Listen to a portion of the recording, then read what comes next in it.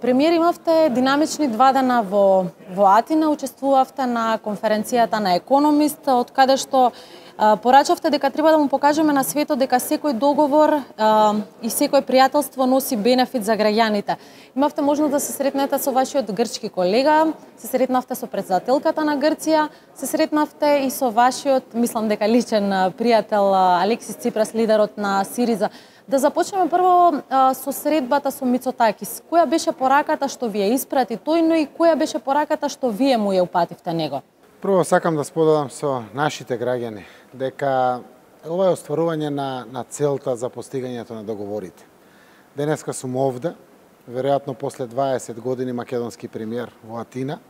Разговараме за бизнис, за економија, за соработка, за инвестиции, за нови работни места, раст на бруто домашен продукт кај нас, извоз, нови технологии, искуство кое што го имаат вака европски земји, кои што ни се соседи, како што е Грција и слично.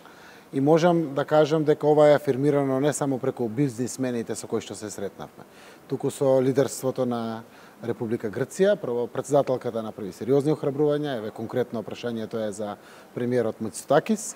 Она што го договоривме е прво меѓувладина седница зимата. Дај Боже до крајот на годината, во зависност од ковид, а тоа е втората меѓувладина седница. Првата ја одржавме во Скопје, кога беа Ципрас и таа влада. Сега веќе втората ја организираме во Атина, каде што треба дотогаш да го потпишеме договорот за избегнување на двојното одначување, кој што отвара огромен фронт за грчки инвестиции, мултинационални компании со грчко потекло и секако со дел од капиталот амерички и светски и слично, кои што имаат интерес во нашата земја. За мене ова е голем успех, заради тоа што денеска го утврдивме, имајќи во предвид дека кај нас е рамен данок, 10+10. Овде даноците се 50 до 60%. По природата на економијата, инвестициите ќе се слеат доста во Република Северна Македонија. Тоа го потврдуваат сите бизнисмени, без разлика дали од областа на енергетиката, земјоделството, лесната индустрија, туризмот и било која од дејностите. Огромен е интересот. Самото пријателство си го направи својата атмосфера. Да не заборавиме, Грција и досега е втор најголем трговски партнер на Северна Македонија и трет најголем инвеститор. Но потенцијалите се, по наша проценка, 30 до 40% искористени досега. Сега ова што го отвараме како можност, тоа е директно преку договорот за избегнување на двојното одначување, договорот за заштита на инвестициите, сите други економски договори кои што земјата со својот сосед ги немала нашата земја. И во едни такви околности верувам дека отвараме една комплетно насочување на прилив на странски капитал во Република Северна Македонија. Тоа за мене е ново домашно производство, нови работни места, нов извоз од тоа што ќе се прави. Надокнадувајќи го целото ова, голема работа направивме за пренесување на искуството од дигиталната економија. Во последните 5-6 месеци Грција има направено на совршенство на имплементација на дигитализацијата. Тоа е многу важно, не само заради тоа што сега е корона криза и ќе потрае. Следните 6 до 8 месеци ќе ја имаме сигурно, но тоа е модернизацијата на 21 век. Понудија комплетно од нивниот министер до сите агенции кои што работат да направат едно фокусирање. Веќе имаат инвестиции како Циско и други компании од Силиконската долина кои што се овде и сакаат да се прошируваат на секаде по Балканскиот полуостров, но и во Југоисточна Европа, ќе ги мотивираат дополнително заради тоа што технолошкиот развој и новите технологии е важна работа. Разговаравме со еден пријателски дух комплетно да покажеме сега на сите што значат две пријателски земји кои што имаат потпишано договор за стратешко пријателство. И Преспанскиот договор не е само за решение на проблемот со името и за цврстување на нашиот македонски идентитет. Најголем дел од Преспанскиот договор е стратешкото партнерство. И не е само во воздушното покривање во безбедноста. Овде економијата, енергетиката, образованието, здравството и слично.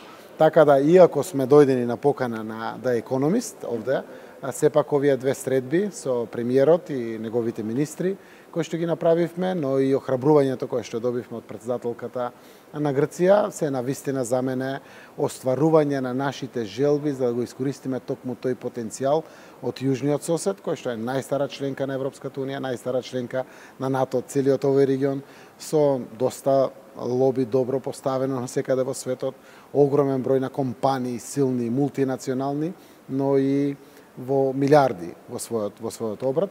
Сето тоа го гледам како можност за економски раст и развој на Република Северна Македонија. Дали ова што го кажавте значи дека за неколку месеци ќе бидете повторно во Атина, но дали можеби со Мицотакис се разговаравте тој да го посети Скопје? Така е. Се разговараше на неколку теми и во тој дел. Прво следува претходница на грчките комори од Атина и од Солун да го посетат Скопје, да одржат состаноци со нас како влада, но и со нашите комори, за да паднат првите идеи за решавање на трейдмарковите, односно за имињата на потеклото на продуктите, кое што сите заедно се согласуваме дека треба да бидеме паметни и да го искористиме овој регион.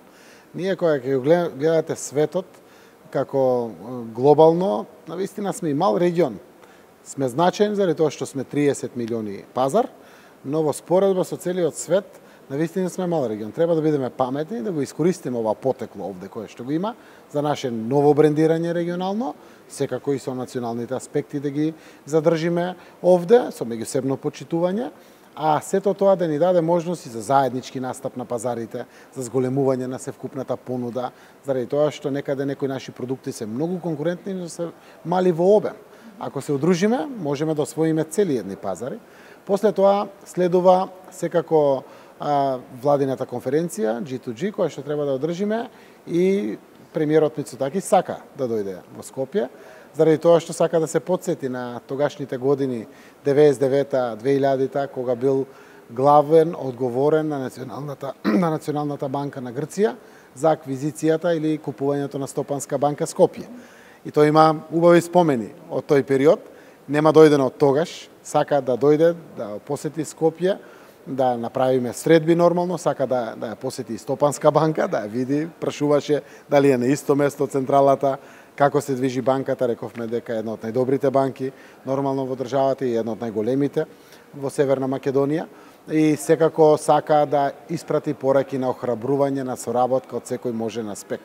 Знаат граѓаните, еве да повторам, нашите министри за здравство соработуваат, веќе министрите за надворешни работи соработуваа порано, сега и новиот министер за надворешни работи Бујар Османи ги воспостави контактите заради тоа што има со господинот Дендијас и претходно комуникации, но се воспостави директен линк помеѓу нашата влада и нивните министри за дигиталната економија или информатичкото општество кое што го имат овде, со министрите за економски прашања, работи министерот Костас кој што потекнува од Солун, а е дел на МНР-то за економски прашања и тој ќе биде главната карика за да ги оствариме сите тие правни формални документи кои што треба да ги ослободат сите простори за комуникација.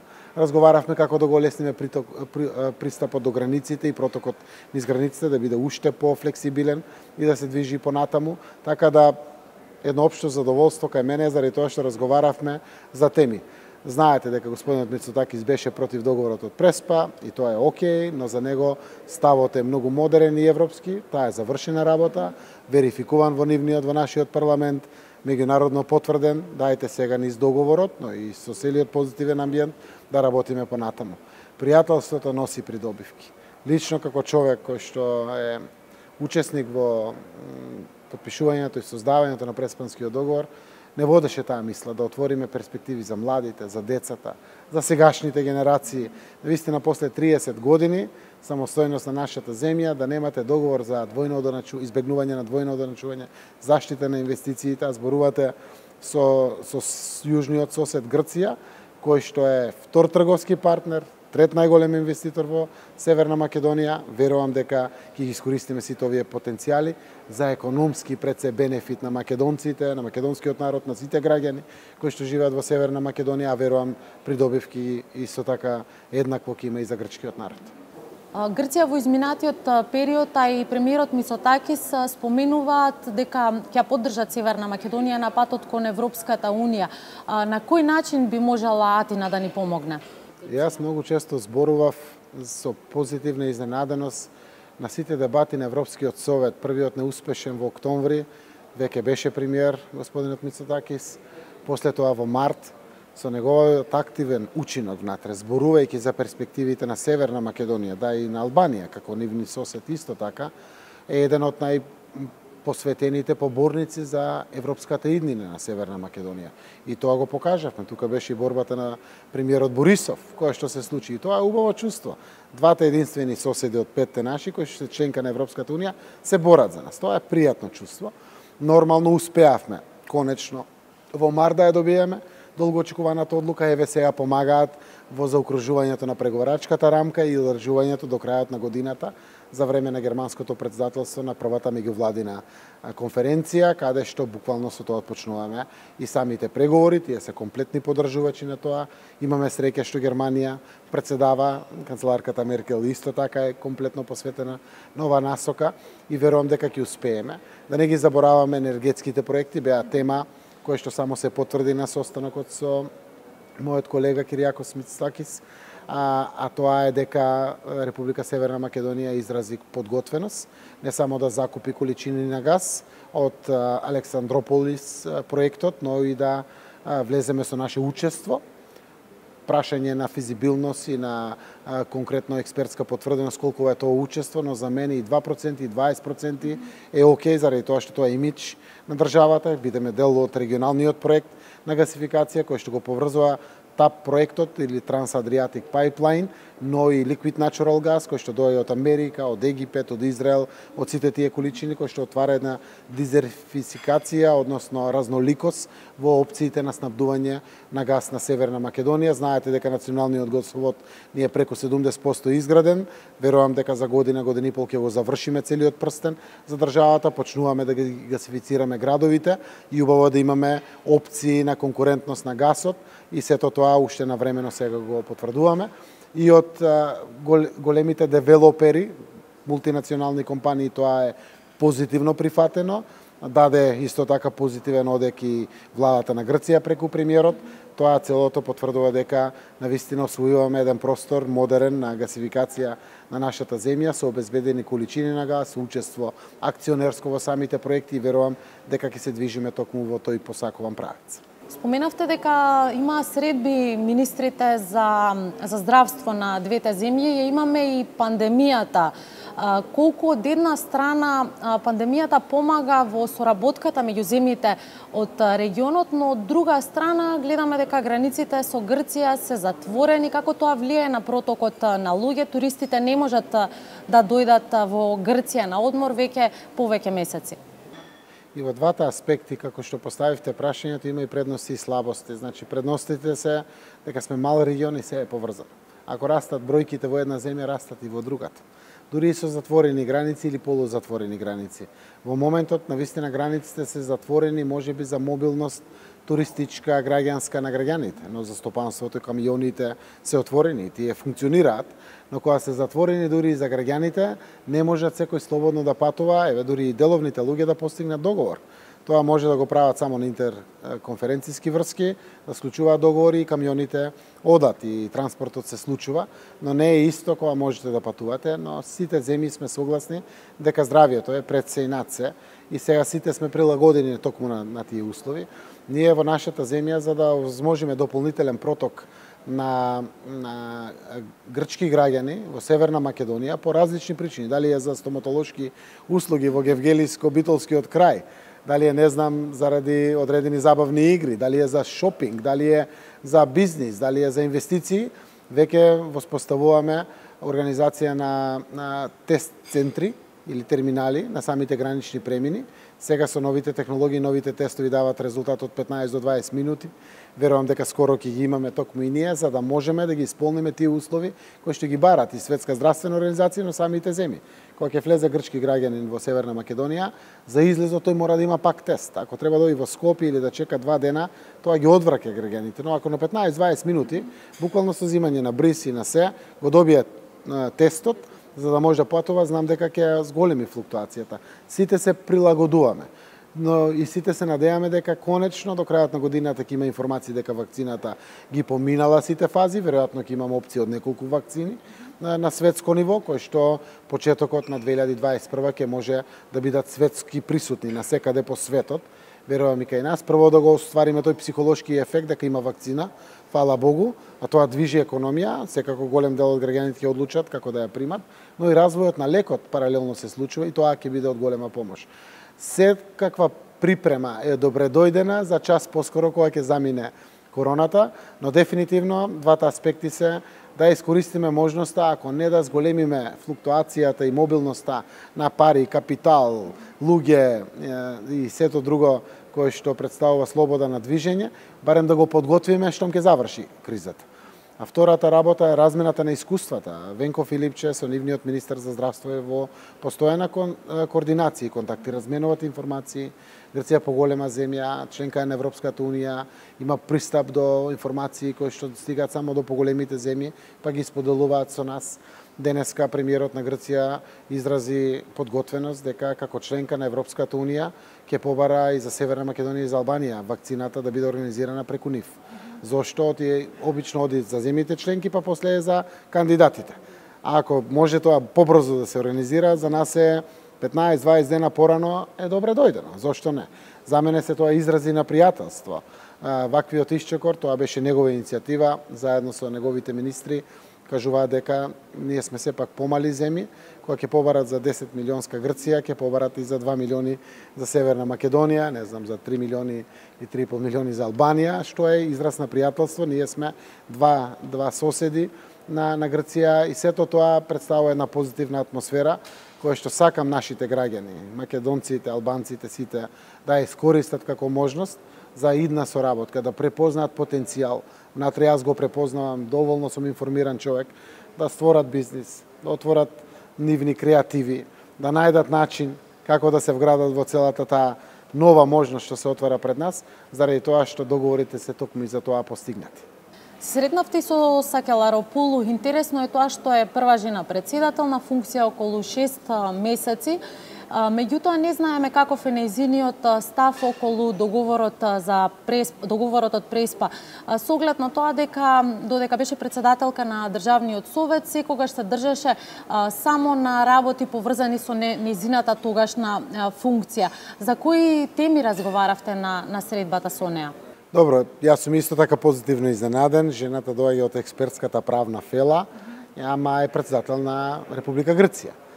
Имаше комплетно позитивни коментари, даде охрабрување, да ги искористиме сите институции.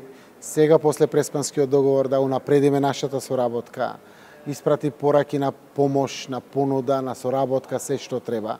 Секако, ние пренесовме поздрав од председателот Пендаровски, од нашиот парламент, од целата влада, поздрави на пријателство и на соработка, таа возврати со куртоазијата со се.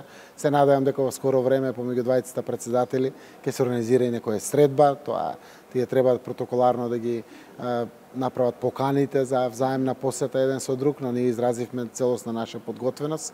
Нормално, овде зборувавме за актуелните состојби што се случуваат, таа верува во пријателството, низ диалогот во целиот регион, верува дека од оваа криза можеме да излеземе посилни сите, ако ги искористиме предностите, дека за време на криза се подготвуваат многу навремени алатки, подготовки за да може и да имаме нешто и позитивно од самата криза.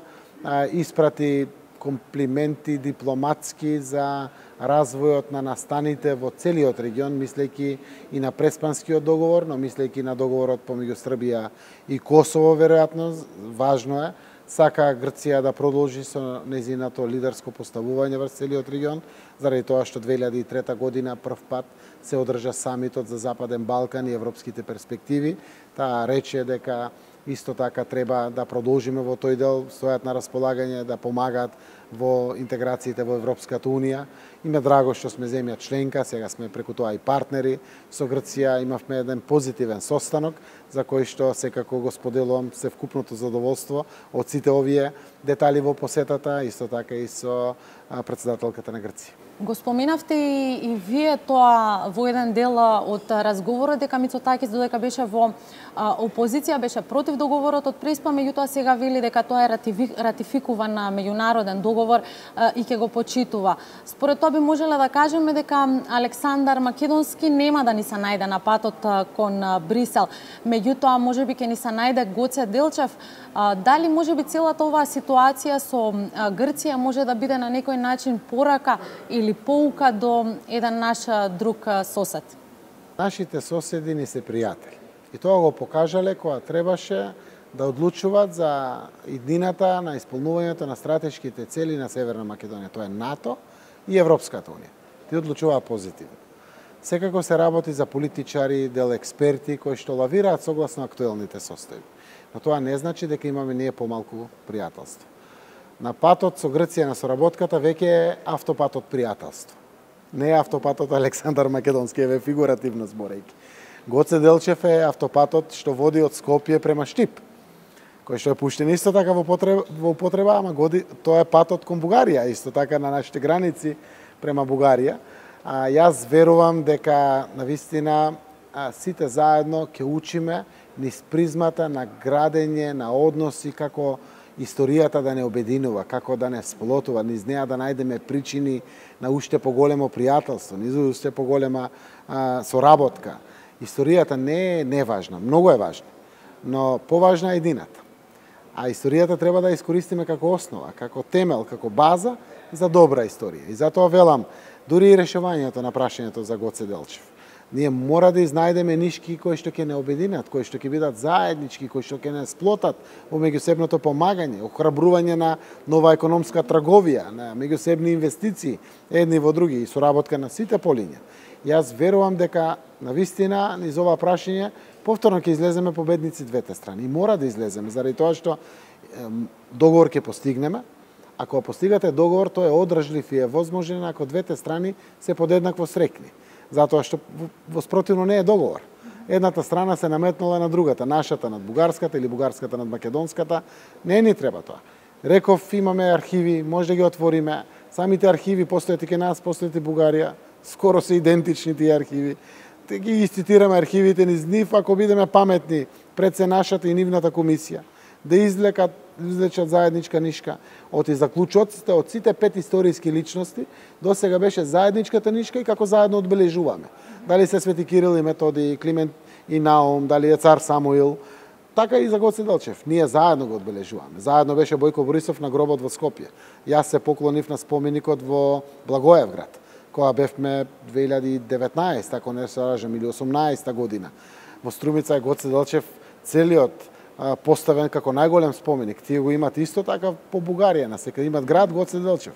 Тоа не е вистината. Знаете, зборуваме за крајот на 19-тиот век, почетокот на 20-тиот век, наш голем револуционер, борец за македонската самостојност и независност, човек кој што се борел и за социјалните права, во тоа време против османлиското робство, било и над нашата територија, над бугарската територија. Можеме, навистина беме паметни да најдеме заедничка нишка која што ќе не сплотува. Никој да не изгуби. Значи, никој да не изгуби. Зошто? Заради тоа што некој се борел за социјални права, за слобода, за вредности човекови. И верувам дека паметните политичари и политичарите на 21. век низ ваквите историски нишки наоѓаат заедништво, наоѓаат соработка, наоѓаат иднина и перспектива.